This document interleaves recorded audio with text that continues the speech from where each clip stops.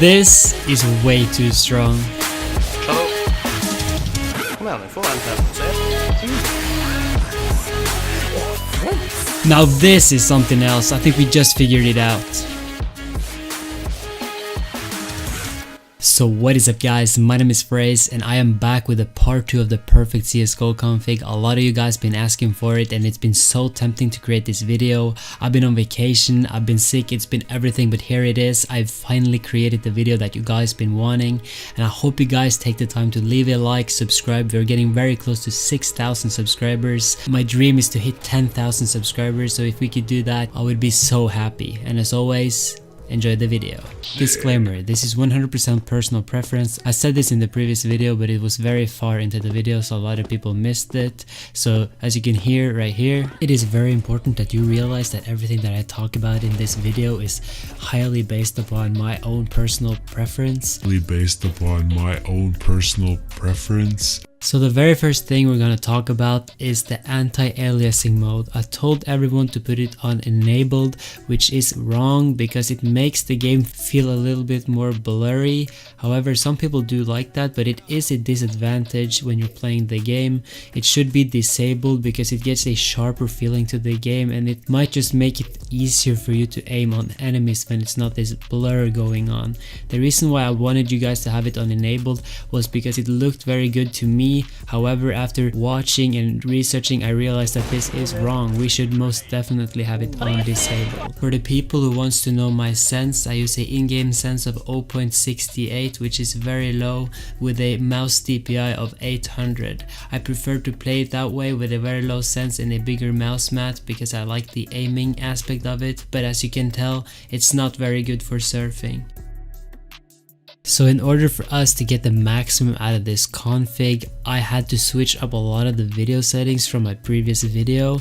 The reason for this is that I want to see through Molotovs. I do have a video on it that you can watch, but the thing is, if you put shader and effect detail on high, you get an advantage to look through Molotovs, and global shadow quality is kind of optional. It's kind of tricky because you can get some advantages of it, but it's not huge. A lot of pro players play it on very low, so it doesn't matter that much, but feel free to have everything on high, even model and texture. If you have the computer for it, this can give you a lot of advantages because you have better shadows, you got to see through the Molotovs and so on. So if it doesn't plummet your FPS, you should most definitely do so. Very first thing you're going to notice is your knife and the shadows on it. This is just an aesthetic kind of thing, but it just looks very good, and you can also see it in the scope on the AWP when you're not scoped in.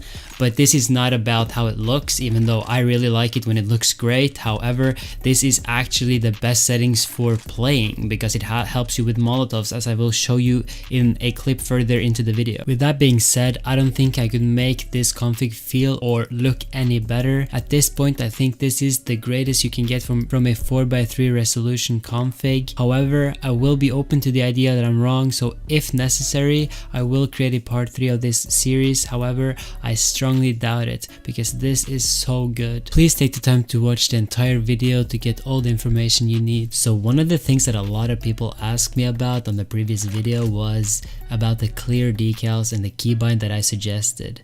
However, if you remember, I actually told you guys you could put it on whatever keybind you wanted. Bind H to R clear decals. You don't have to use H as your keybind,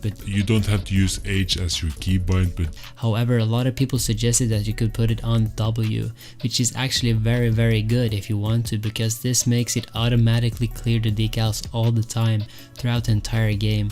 However, the only flaw that I can see this having is that maybe one rare case where you actually want to not clear the decals.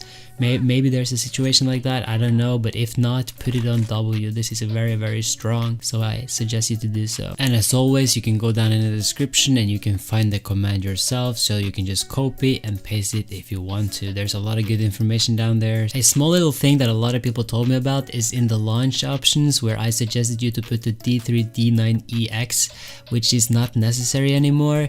Valve actually updated it, so it is in the files by default, so you can feel free to remove that. So just put in no vid and the frequency of your hertz on your monitor. A big thing that I didn't talk about previously was the digital vibrance and like the brightness settings. The first thing I want to say is that my digital vibrance is put on 90%. However, I did not use any NVIDIA throughout the video. I do not use NVIDIA Freestyle anymore. You can do so if you want to. I have a video on that, as I told you, but I don't think it's working anymore. I gotta be honest, I don't know. But for the brightness and everything, I also have another video on that. It is actually something that I changed in OBS, but you can achieve this on your monitor if you just change your monitor settings. My view model can be found in the config down below. However, I will also be putting it down in the description, so you can just copy that part of the config if you only want the view model, because a lot of people want it, and here it is.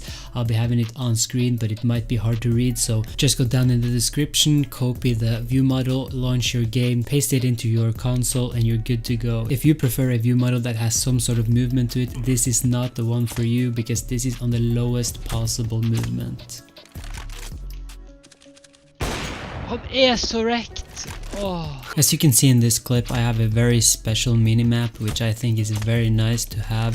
I'm going to show you how to get it, and I think it can be very helpful. I do believe that this minimap can have some advantages, but it might be just for the looks. However, the white outlines of the minimap tends to help me a lot when I'm watching where an enemy is. But you can open up game settings and have some radar settings that you can adjust, like the radar map zoom.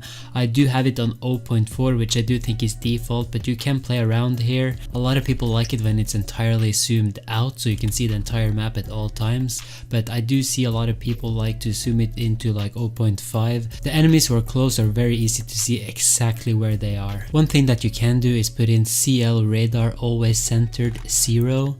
This is going to center the entire map and not on you, so you can see the entire minimap at all times. In order for you to get this minimap, you have to go to simpleradar.com. It's a very good website. I am not sponsored by this whatsoever. And you can scroll all the way down to customize, and you can customize your map. On the right side you have the preview. I happen to choose these settings shown in the video. However, you can do whatever you like, and then you can just go on to where it says done customizing and download it. And I'll show you exactly where you can put the files in order to actually get the radar in game. So what you want to do is open the local files of CSGO through Steam as shown in the video. You want to go on to resources and simply open up the WinRAR files that you downloaded when you hit download, and you want to mark all the files in the WinRAR as shown here, and you just want to drag them into the folder. The reason why I'm not doing it is because I already have done it prior to the video. Nice. Oldemor is dead. Dör men. Ingen flash. Åh! Moms is Getty!